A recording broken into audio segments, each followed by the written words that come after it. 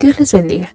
Estamos en su canal Sendero Victorioso, esta vez meditando en la segunda parte del capítulo 11 de Primera de Corintios. Vamos a leer del versículo 17 al versículo 34.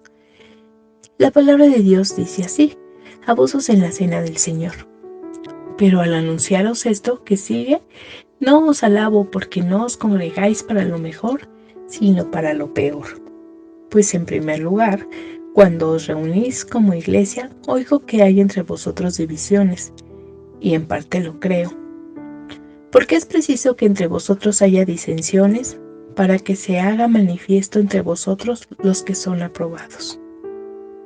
Cuando pues os reunís vosotros, esto no es comer la cena del Señor, porque al comer, cada uno se adelanta a tomar su propia cena, y uno tiene hambre y otro se embriaga. Pues ¿qué? ¿No tenéis casas en que comáis y bebáis? ¿O menospreciáis la iglesia de Dios y avergonzáis a los que no tienen nada? ¿Qué os diré? ¿Os alabaré? En esto no os alabo. Institución de la cena del Señor. Porque yo recibí del Señor lo que también os he enseñado, que el Señor Jesús, la noche que fue entregado, tomó pan, y habiendo dado gracias, lo partió y dijo: tomad, comed, esto es mi cuerpo que por vosotros es partido. Haced esto en memoria de mí. Asimismo tomó también la copa, después de haber cenado, diciendo: esta copa es el nuevo pacto en mi sangre. Haced esto todas las veces que la bebiereis en memoria de mí. Así pues, todas las veces que comiereis este pan y bebiereis esta copa, la muerte del Señor anunciáis hasta que Él venga. Tomando la cena indignamente, de manera que cualquiera que comiere este pan o bebiere esta copa del Señor indignamente, será culpado del cuerpo y de la sangre del Señor. Por tanto, pruébese cada uno a sí mismo, y coma así del pan, y beba la copa. Porque el que come y bebe indignamente, sin discernir el cuerpo del Señor, juicio come y bebe para sí. Por lo cual, hay muchos enfermos y debilitados entre vosotros, y muchos duermen. Si pues nos examinamos a nosotros mismos, no seríamos juzgados. Mas siendo juzgados, somos castigados por el Señor, para que no seamos condenados con el mundo. Así que, hermanos míos, cuando os reunís a comer, esperaos unos a otros. Si alguno tuviere hambre, coma en su casa, para que no os reunáis para juicio. Las demás cosas las pondré en orden cuando yo fuere. Aquí vemos en el versículo 17 que nos habla acerca de la cena del Señor. La cena del Señor es una representación visible de la muerte de Cristo por nuestros pecados. Nos recuerda la muerte de Cristo y la esperanza gloriosa de su regreso. Nuestra participación fortalece nuestra fe a través de la comunión con Cristo y el compañerismo con otros creyentes. Pablo reconoce que pudieran existir diferencias entre los miembros de la iglesia, y esto es muy común. Cuando se transforman en divisiones, resultan destructivos para la congregación. Aquellos que causan división solo sirven para destacar a los creyentes genuinos. También nos dice que cuando se celebraba la cena del Señor en la iglesia primitiva, esta incluía una fiesta o una cena de compañerismo, seguida por la celebración de la comunión. En la iglesia de Corinto, llegó a convertirse en un tiempo de glotonería y de beber en exceso, mientras que otros estaban hambrientos. Incluía muy poco la caridad y el compañerismo. Ciertamente no era una demostración de la unidad y el amor que debe de caracterizar a la iglesia. No era tampoco una preparación para la comunión. Pablo condenó estas acciones y le recordó a la iglesia el verdadero propósito de la Cena del Señor. ¿Qué significa la Cena del Señor? La iglesia primitiva recordó que Jesús la instituyó en la noche de la Pascua. Así como en la Pascua se celebraba la liberación de la esclavitud en Egipto, en la Cena del Señor se recuerda la liberación de nuestros pecados por la muerte de Cristo. También nos menciona qué es el nuevo pacto. Con el acuerdo antiguo, la gente podía acercarse a Dios solo por medio de los sacerdotes y el sistema de sacrificio. Esto lo vemos muy claramente en todo lo que es el Antiguo Testamento. La muerte de Cristo en la cruz trajo consigo un nuevo pacto entre Dios y nosotros. Una reconciliación, una maravillosa reconciliación entre Dios y los hombres. Ahora todos, sin excepción, podemos acercarnos a Dios y comunicarnos con Él. El nuevo pacto completa, más que reemplazar el pacto antiguo, cumpliendo con todo lo que el acuerdo anterior señaló. El comer el pan y beber la copa muestra que estamos recordando la muerte de Cristo por nosotros y renovando nuestro pacto de servirle. Jesús dijo: haced esto todas las veces que la bebiereis en memoria de mí.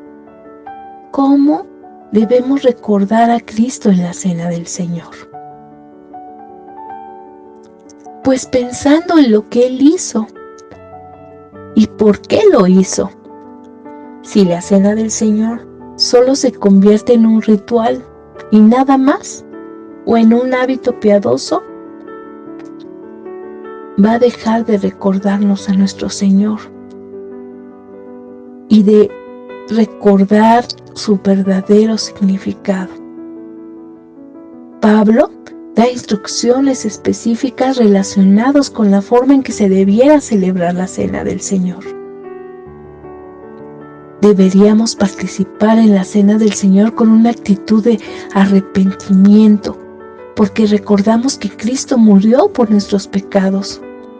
También deberíamos tomarlo dignamente, con reverencia, con respeto, examinándonos a nosotros mismos para ver si tenemos algún pecado sin confesar o alguna actitud de resentimiento hacia algún familiar, amigo o hermano de la iglesia.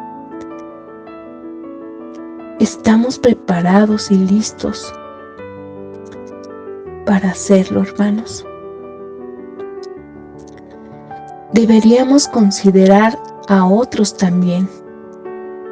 Pablo nos dice que nos debemos de esperar hasta que todos estemos presentes y participando en ella. Es una orden de comunión y de unidad. No lo olvidemos, hermanos. Cuando Pablo dice que nadie debe de tomar indignamente la Cena del Señor, estaba dirigiéndose a los miembros de la iglesia que estaban participando de ella sin pensar en lo que realmente significaba. Todo aquel que actúa así, dice la palabra de Dios, que será culpado del cuerpo y de la sangre del Señor. Esto quiere decir que en lugar de honrar su sacrificio, estaban participando de la culpa de los que lo habían crucificado. En realidad, nadie es digno de participar de la cena del Señor, pues todos somos pecadores, pero pecadores salvados por la gracia de Dios. Esta es la razón por la cual debemos prepararnos para la comunión, por medio de una introspección saludable para nuestro espíritu, para nuestra alma, por medio de la confesión del pecado. Y también nos invita a hacer arreglo de diferencias que tenemos con los demás, a tener una reconciliación con los que tenemos peleas o diferencias, como les comenté. Estas acciones removerán las barreras que afectan nuestra relación con Cristo y con otros creyentes. No permitamos que el no reconocimiento de nuestro pecado nos aleje de la comunión. Busquemos ser dirigidos a participar en ella. También nos dice en el versículo 11:29, sin discernir el cuerpo del Señor. Significa no entender lo que la cena del Señor representa y no distinguirla de una comida normal. Lo que hace esto, que nos condenemos a nosotros mismos. También nos menciona la palabra que muchos duermen. Es otra forma de describir la muerte. Que alguno de ellos muriera puede ser un juicio sobrenatural sobre la iglesia de Corinto. Este tipo de disciplina resalta la seriedad del servicio de la comunión. La cena del Señor no debe tomarse con ligereza. Este es un nuevo pacto. Le costó a Jesús su vida, el derramamiento de su sangre, dolor. Esto no es un ritual sin significado, sino que fue dado por Cristo para ayudarnos a fortalecer nuestra fe y nuestra esperanza de que Él volverá. Las personas deben venir a la Santa Cena deseando la comunión con otros creyentes, el prepararlos, y no para saciarse con una gran cena. Dice Pablo que si alguno tuviera hambre, pues que coma en su casa. Significa que podría cenar de antemano y venir a la comunión con sus mentes puestas en el marco, en el propósito adecuado. También indica que la Pascua, que requería la muerte de un cordero, y señalaba al futuro de la venida del Cordero de Dios, que quitaría el pecado del mundo. Se cumplía en la cena del Señor. El nuevo pacto tomó su lugar cuando Cristo, el Cordero de Pascua, fue sacrificado. La cena del Señor o comunión cristiana es un recuerdo de lo que Cristo hizo por ti, por mí, por todos nosotros. Y es una celebración para agradecer también lo que hemos recibido, el mejor regalo de Dios para el hombre, a través del sacrificio de su Hijo. Él nos regaló la salvación. Gracias, muchas gracias, Señor, porque esta salvación hoy tú nos la das y está abierta para el que quiera recibirte en su corazón. Muchas gracias, Señor. Y a ustedes, hermanos, que Dios les bendiga.